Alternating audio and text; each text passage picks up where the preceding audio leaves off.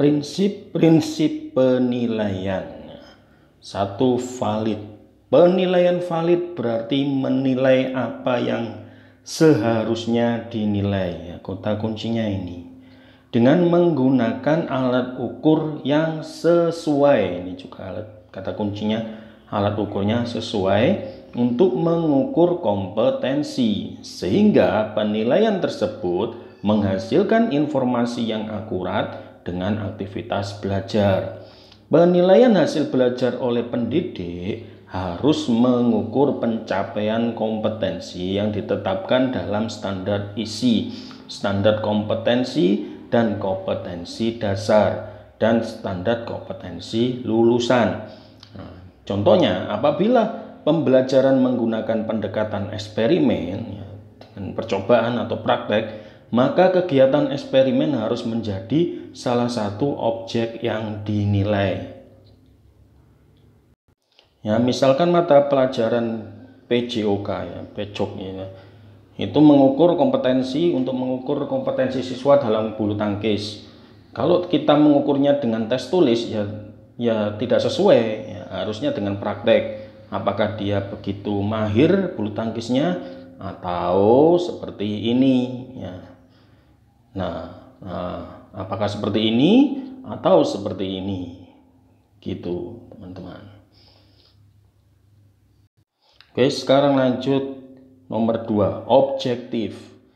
Penilaian yang bersifat objektif tidak memandang dan membeda-bedakan latar belakang. Kuncinya di situ, tidak membeda-bedakan latar belakang peserta didik, namun melihat kompetensi yang dihasilkan oleh peserta didik tersebut, bukan atas dasar siapa dirinya.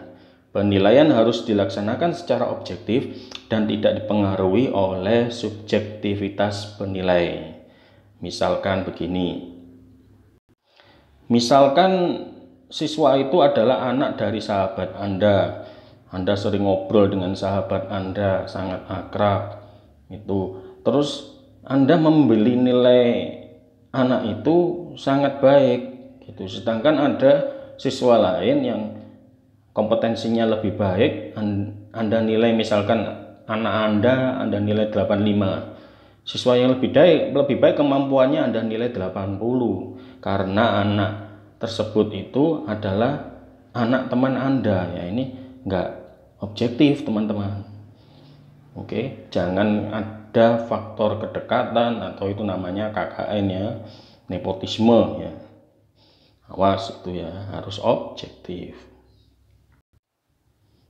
Selanjutnya adil, nomor 3. Peserta didik berhak memperoleh nilai secara adil. Penilaian hasil belajar tidak menguntungkan atau merugikan peserta didik karena berkebutuhan khusus serta perbedaan latar belakang, agama, suku, budaya, adat istiadat, status sosial, ekonomi, fisik, dan gender. Ini tapi lebih ke spesifiknya lagi, tidak boleh melihat kebutuhan khusus, yaitu misalkan ada kecacatan dalam fisiknya, tidak boleh membedakan agamanya, suku, budaya. Jadi harus adil. Misalkan begini, misalkan mentang-mentang siswinya itu cantik Anda selalu beri nilai yang baik, padahal hasil ujiannya juga tidak baik, yaitu jelek. Sedangkan siswa yang kurang cantik Anda beri nilai di bawahnya siswi yang cantik itu. Misalkan siswi yang tidak seberapa cantik itu diberi nilai 75, terus siswi yang cantik ini diberi nilai 80 atau 90, padahal nilai ujiannya masih di bawahnya siswi yang tidak seberapa cantik ini. Itu namanya tidak adil teman-teman. Awas, seperti itu dosa Selanjutnya nomor 4 itu terbuka. Penilaian harus bersifat transparan. Kata kuncinya di situ, terbuka itu transparan, dan pihak yang terkait harus tahu bagaimana pelaksanaan penilaian tersebut, dari aspek apa saja nilai tersebut didapat, dasar pengambilan keputusan, dan bagaimana pengolahan nilai tersebut sampai hasil akhirnya tertera dan dapat diterima. Misalkan pada terbuka itu ya seperti penilaian pada tes CPNS, BKN seperti ini. Misalkan BKN sudah memberikan tata cara penilaiannya 500 ya, diambil dari persentase nilai SKB seperti ini. SKD diambil 40%, misalkan terus SKB diambil 60%. Ini integrasi SKD 40%, terus SKB-nya 60% ya. Begitu cara-cara perhitungannya, ini diberitahukan dulu. Nah, ini sifatnya terbuka, teman-teman. Contoh dari sifat penilaian terbuka. Selanjutnya nomor 5, bermakna. Yaitu penilaian hasil belajar oleh pendidik memiliki arti, makna, termasuk juga mempunyai manfaat yang dapat ditindaklanjuti oleh pihak lain, terutama pendidik, peserta didik, orang tua, dan masyarakat. Jadi mempunyai manfaat, itu apa yang punya manfaat, itulah bermakna. Jadi harus bisa memilah-milah ya untuk menjawab soal nanti saat SKB ya. Contohnya misalkan makna bagi guru. Bagi guru, hasil penilaian dapat bermakna untuk melihat seberapa besar keberhasilan metode pembelajaran yang digunakan sebagai evaluasi untuk perbaikan ke depan, serta memberikan pengukuran prestasi belajar kepada siswa. Gitu ya. Jadi contohnya itu seperti ini. Jadi untuk perbaikannya, tingkat keberhasilannya metode saya seperti ini, itu bisa ditingkatkan lagi, begitu ya teman-teman. Selanjutnya nomor 6, mendidik. Penilaian hasil belajar harus dapat mendorong dan membina peserta didik maupun pendidik untuk menjadi lebih baik dari sebelumnya dengan cara memperbaiki kualitas belajar mengajar. Jadi misalkan begini, misalkan ada siswa yang juara 1, 2, 3 di perlombaan-perlombaan non-akademis, misalkan perlombaan-perlombaan bulu tangkis, renang, lomba musik, lomba band, itu juara terus, tapi di bidang akademiknya itu rendah ya. Bagaimana penilaian itu bisa jadi menyadarkan siswa itu bahwa saya ini juga butuh lulus, butuh ijazah, butuh nilai. Banyak juga perusahaan yang mematok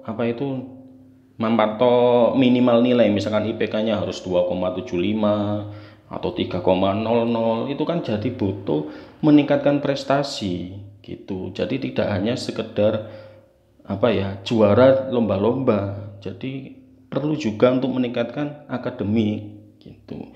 Jadi itulah sifatnya menilai secara mendidik. Nah, tanggung jawab Anda sebagai siswa kelas terdepan yang harus mempertahankan dan meningkatkan prestasi serta nama baik sekolah. Untuk itu, mulai hari ini Anda harus siap belajar dengan semangat dan tanggung jawab yang baru. Mulailah dengan perubahan yang kecil-kecil sebelum memimpikan perubahan yang besarnya. Jadi tidak hanya harus tidak sekedar menyadarkan siswa agar tidak sekedar juara lomba-lomba puisi, lomba-lomba bulu tangkis. Jadi bagaimana cara guru penilaian itu menjadi mendidik, karena juga harus butuh lulus. Dalam pekerjaan itu seringkali mematok standar minimal IPK, misalkan 2,75, malah sekarang itu banyak yang mematok IPK-nya minimal 3,00. Nah, bagaimana itu siswa jadi sadar dalam penilaian itu? Itulah arti dari penilaian mendidik. Selanjutnya penilaian menyeluruh. Penilaian diambil dengan mencakup seluruh aspek kompetensi peserta didik dan menggunakan berbagai teknik penilaian yang sesuai, termasuk mengumpulkan berbagai bukti aktivitas belajar peserta didik. Penilaian meliputi kognitif, psikomotor ya, keterampilan dan sikap. Ini biasanya penilaian keterampilan, itu ada kognitifnya, terus ada penilaian produknya, ada penilaian kinerja. Contohnya seperti itu. Itulah yang dimaksud dengan sifat menyeluruh, jadi menilai seluruhnya. Misalkan ini penilaian keterampilan itu menilai praktek, produk, proyek, portofolionya juga. Di sini di proyek, terutama dalam proyek ini mengaplikasikan pengetahuan, ini juga kognitif ya, untuk menyelesaikan tugasnya. Itu ada penelitian-penelitian, pengamatan-pengamatan. Terus misalkan di produk juga, ini membuat produk dengan teknologi dan kesenian. Terus apa itu menilai praktek, prosesnya bagaimana, ini kan psikomotor ya. Nanti apa namanya itu mampu tidak menggunakan alat-alat eksperimen gitu, misalkan menggunakan mikroskop, itu psikomotor begitu ya. Terus sikapnya bagaimana, itu afektif ya, seperti itu. Jadi harus menyeluruh.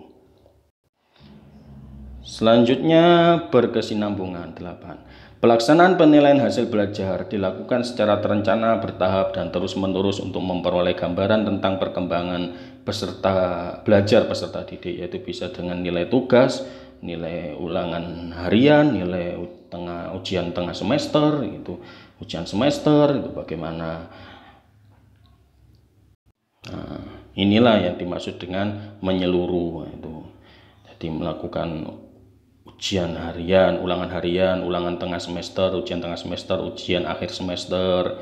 Terus ini jadi berkesinambungan terus-menerus untuk mengukur tingkat kemajuan kompetensi siswa. Selanjutnya 9, akuntabel. Ini yang penting ya. Penilaian hasil belajar oleh pendidik dapat dipertanggungjawabkan baik dari segi teknik, prosedur maupun hasilnya. Ya, misalkan barangkali ada yang protes, nilai anak saya kok begini, atau siapa saja yang protes itu bisa menjelaskan. Contohnya, guru matematika dapat menjelaskan secara benar kepada pihak terkait tentang proses penilaian, teknik penilaian, prosedur, dan hasil yang sesuai dengan kenyataan kemampuan hasil belajar peserta didiknya. Misalkan ada orang tua yang protes, nilai matematika anak saya kok seperti ini dijelaskan, ada datanya, nilai ujiannya seperti ini Bu. Misalkan dia juga sering membolos, itu juga bisa dilihatkan. Terus tekniknya, perhitungannya bagaimana, persentasenya, itu kita bisa menjelaskan secara terperinci. Itulah yang dimaksud dengan akuntabel.